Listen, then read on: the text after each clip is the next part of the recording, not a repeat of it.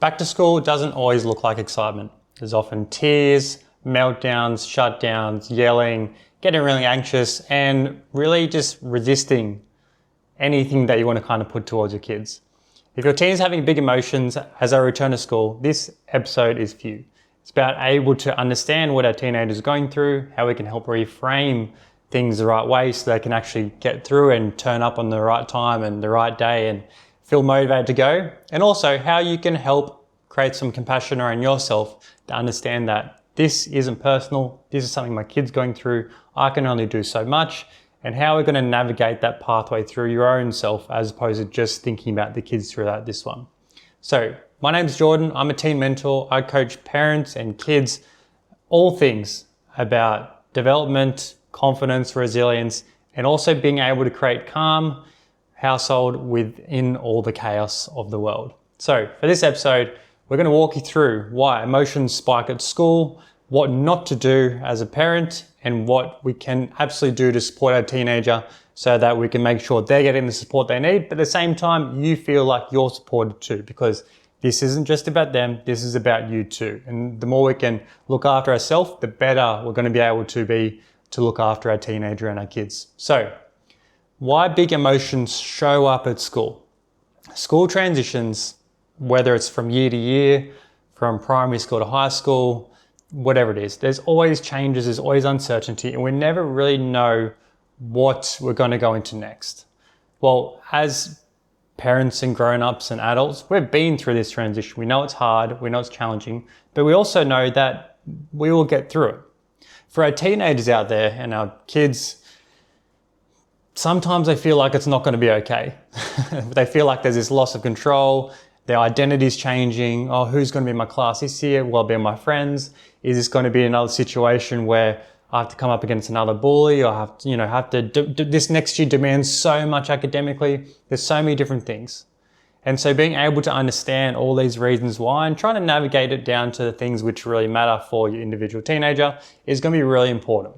So normally what I like to do during this is just try and understand where this emotion's coming from. And a lot of the time, these emotions come up in different ways. It can be shut down, it can be irritability, anger, acting out, it can be avoiding everything. You know, there's so many different emotions that come with this, and I'm sure you've seen them all yourself. What we want to be able to do during this period is we want to be able to normalize it as much as possible.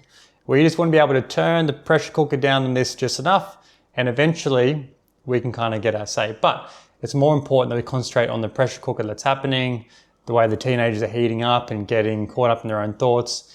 And it's really important that we help them to feel some emotional regulation, some understanding of what's happening in their body, and then we can kind of go into explaining along the way. In saying that, a lot of the time, teenagers just want someone to listen to them. I was working with the teenagers just the other day. To be fair, I've been working with teenagers every day when it comes to these big emotions going back to school. But this particular case the other day, I said to him, I was like, you know, he's 13 going 14, and he was saying, you know, his mum was mentioning to me, like, you know, he's got a lot of emotions coming up and acting out. And I said, okay, cool, sounds great. I'll just kind of like go into it open-minded, see what we can do.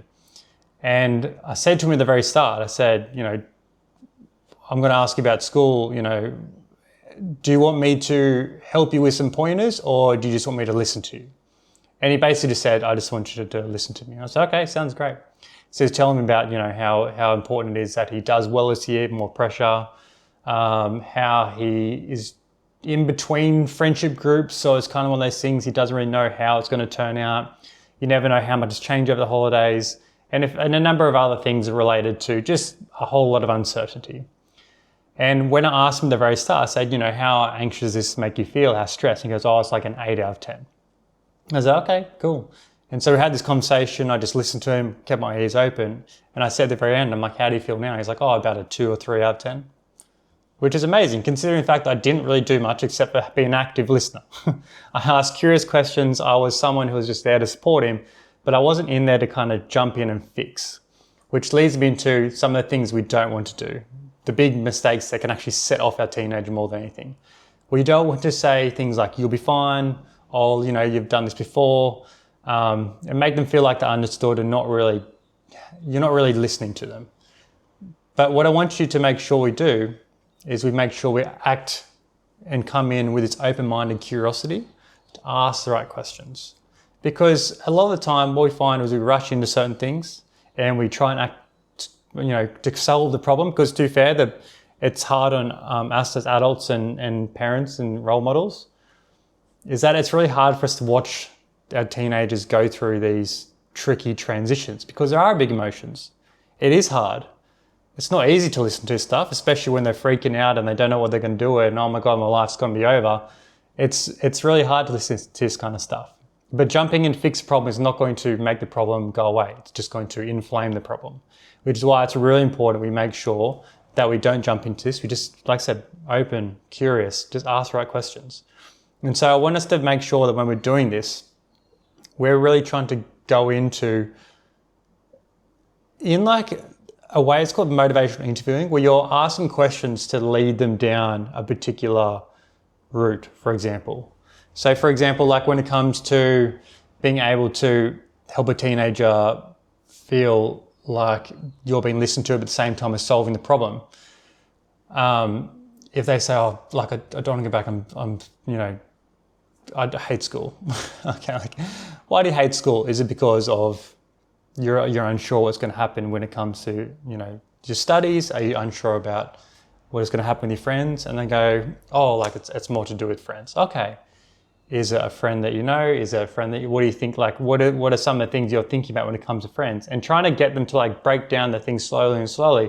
And the more we can chip away using these questions as opposed to trying to be in and be like, okay, no, friends are fine. You've made friends before, friends are okay. You can't control everything. Like trying to jump in all these things is going to push them away. But if we can ask these questions, we break down the problem so it gets from the big kind of pie and slowly we've kind of taken a piece away to eventually it's this little crumbs and the problem doesn't seem too big, then that's what we're going to be able to get the best understanding of what they're going through so we can understand what they're going through and the biggest problems. But also it helps guide them to understand what they're going through. And it helps them to understand because they find the answer themselves. If they're the one who's answering the questions and they're finding a certain point, you don't even have to say anything.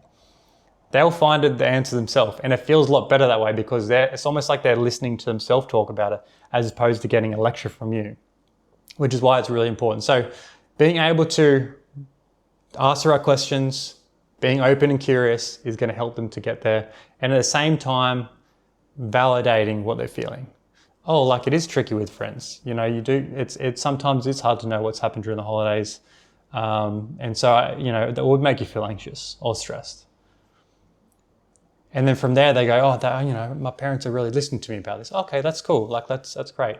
And so when we're doing this, we're actually getting to have their feelings feel like they're allowed and not avoiding what's happening. The more we can make them feel seen and not avoid the situation, the more that their body's going to be able to regulate that because their brain will do amazing things and talk them through it. But the last thing we need is to be able to shut down emotions and feelings because the more we shut them down, they get buried in there and we find our teenagers will either start to go numb and then they act out randomly or they just don't have joy. They feel so numb to things they don't feel the joy, which is why it's so important we allow them to feel all the feelings of the rainbow and being able to do it in the right way. Give them that experience with understanding, okay, this is what anxiety feels like. Because they're going to feel anxiety in the future. They're going to feel it either in between terms, the next year before an exam, going into university, going to, TAFE, trade school, that kind of stuff. And then being able to get that experience with this anxiety and understand what these emotions are is really going to help them in the long run. So what is one of the best ways we can get them to start talking and opening up about this kind of stuff? I really like doing exercise activity. And when I mean exercise, it can be, I just mean a walk, kicking a ball. It can be building Lego. It can be helping them, with their doll's hair. It can be anything. Just basically do anything at the same time as having these tough conversations. And you'll find that you'll get a better answer because it's almost like their brain's preoccupied. So therefore, they're not going to feel the discomfort as much. And therefore, it's easier to talk about these kind of things. So the more we can distract the body without feeling these intense emotions at the same time, it helps them to make it feel like it's less catastrophic, and it's actually, I feel the uncomfortableness still, that's important, but at the same time I can talk about it when I'm also doing these other things. So we're not avoiding the emotion and the feeling, but we're helping the body guide it just by distracting that, just that little bit. And that also makes it feel like it's out of, curiosity. It's not interrogation, sitting him down and being like, tell me what's going on. That's not what we want. So what we want to be able to do is do it in a way that gets them in the right environment. It can be even driving the car with them next to you. It can be, between many different things. Whatever they like to do is always going to be the best answer. And the more we can do this, the better you're going to be able to get across to them and go from there. So what I want to be able to do is help you to be able to kind of ask the right questions. So I like, what's the hardest part about going back to school? What's the best part about going back to school? What is the hardest part of the day? Is it getting up in the morning? Is it, getting through the school? Is it, just having certain teachers do certain things?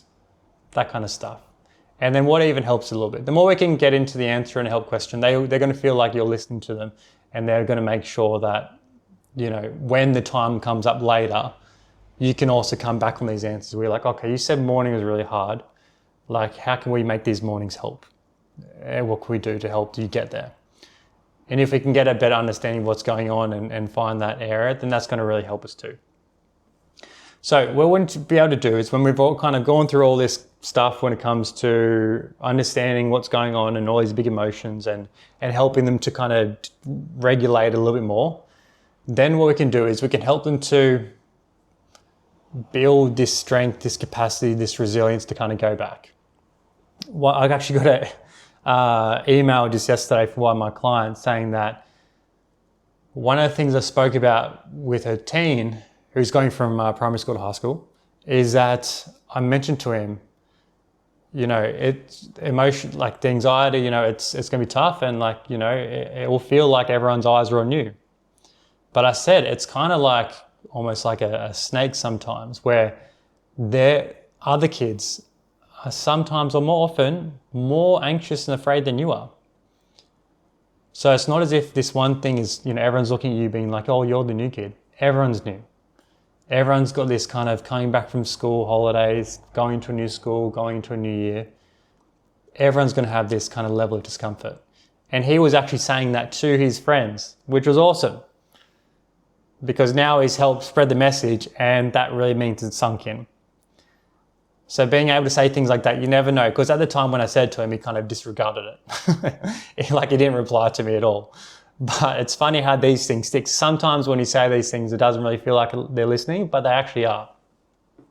So what I want you to do is, when we're going through this kind of stuff and helping to regulate, help them to understand that this, helping them build that belief. There's going to be this uncertainty, but just remember you're capable. Just remember that, you've had a hard time, you've traveled through all these tough experiences, and we've come out on the other side. But only do this kind of once everything's regulated and they kind of come back to you and stuff like that, and they're more open to listening. That's going to be important. So when we want to make sure we're getting the most out of this, we really want to make sure that we can help them to use maybe analogies and things like that to help them to understand what's going on. So it's almost like building a muscle. If you want to be able to be better at handling emotions, sometimes lifting a weight. If you want to feel more confidence about putting yourself in more challenging situations. So there's a couple of different ways we kind of look at it. But one thing I'd say for sure though, is really help them to build, prepare things as early as possible. On that first day, I want you to, make sure that they have everything all ready, so it's not all chaos on the day we're trying to get to school. And that's going to really help them too. But the most important thing, and I wanted to really mention, when it comes to parents, it's really important we have some self-compassion around this time too, because you can do as much as you physically can, you can say all the right things, but being kids and teenagers, one of their most amazing but can be frustrating traits is the fact that they want to push back. They want to push boundaries. They want to be creative and find all different ways to kind of make things easier. That's okay. That's part of their development. That's helping them to become a well-rounded person. It just feels really frustrating at the moment when you're stressed about it happening, and therefore they're trying to push your buttons because they can see mum and dad's getting a little bit annoyed when I do this, and maybe I can get something out of it. So it's really important that we take some self-compassion to this and be like, you know what, this is just part of the journey of what we're trying to help them to do. We're the responsible adult. They're the one who wants to get out of this, which is understandable. We all probably did the same thing too. But it's more important that we keep it together, we keep it cool, we keep our emotions in check and role model them. And then we can help them to understand what it's like to go through this, and we kind of get through this year and have another great year of building these emotional skills we're learning along the way. The more we can do that, better our teenagers are going to be too. So that's all I've got time for today. I want you to really make sure that we help our teenagers to feel like emotions are normal. It doesn't mean we're weak, it means we're stronger. And as a parent, I want you guys to really think about this yourself. Just because it doesn't go perfectly doesn't mean that I'm less better a parent than the next person. We're all doing this, we're all in it together. The fact that I'm present and working hard on this is so much more important than what's happening on the other side on the outcome. I'll leave you with that. Okay guys, until next time.